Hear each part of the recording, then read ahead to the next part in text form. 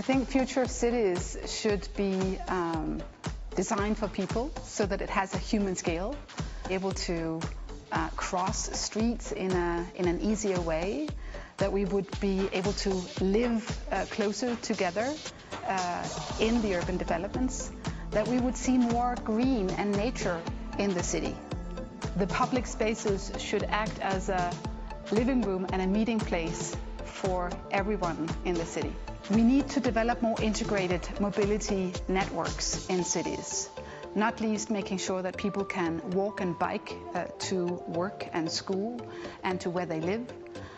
But also we need to make sure that people can actually get the last mile to public transportation. But everyday streets should also be designed in a more flexible manner, so that hopefully streets can be used differently during the weekdays and during the weekends, possibly even during summer and winter. I really like the question about how the streets will look like, because it always feels that in depicting a certain future, you always take the street as the prime example, because in the street, everyone and everything comes together. Maybe it won't look that much different from today, but it will be much different, because digitalization actually puts a net around us, adds a new layer to the city that only we personally experience through our devices, that is not necessarily seen as a change in the infrastructure, but that fundamentally alters the idea how we move through the city. When we talk about city infrastructure, we no longer talk about streets and buildings, we talk about flows of traffic, we talk about flows of information. Up till now, we kind of went wherever something was we needed. But in the future, the city will sort of move more around us and bring stuff to where we actually are. By 2035, we hope that Singapore would be a smart city. And by smart city, we hope to be able to harness what we think is advancement in technology, especially digital technology, to enhance the lives of Singaporeans. In 2035, we hope that Singapore will become a car-light society. Although I say it's car-light, of course we will still have cars. The key to that is in using autonomous technologies.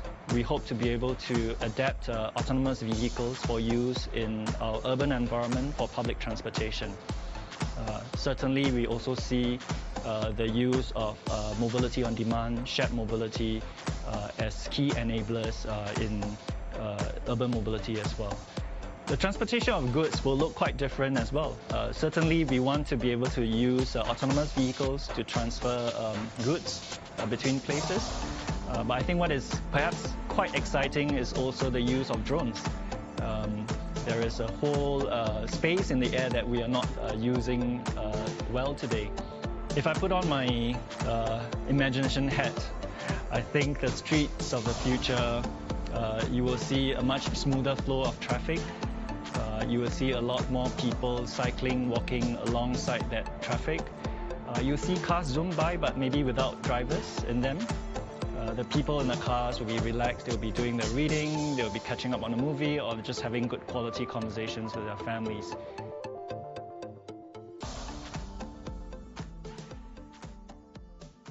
the city of the future, we have to think about traffic in a holistic sense, as an organic infrastructure that organizes our In der Stadt der Zukunft müssen wir den Verkehr ganzheitlich denken, als organische Infrastruktur, die unser tägliches Leben organisiert. Wir reden im Prinzip über einen hocheffizienten Stoffwechsel, der die Stadt in Bewegung hält und ihren Bewohnern eine hohe Lebensqualität ermöglicht. Holistische Mobilität erhöht die Lebensqualität im Alltag und macht die Städte der Zukunft zu einem lebenswerteren Ort.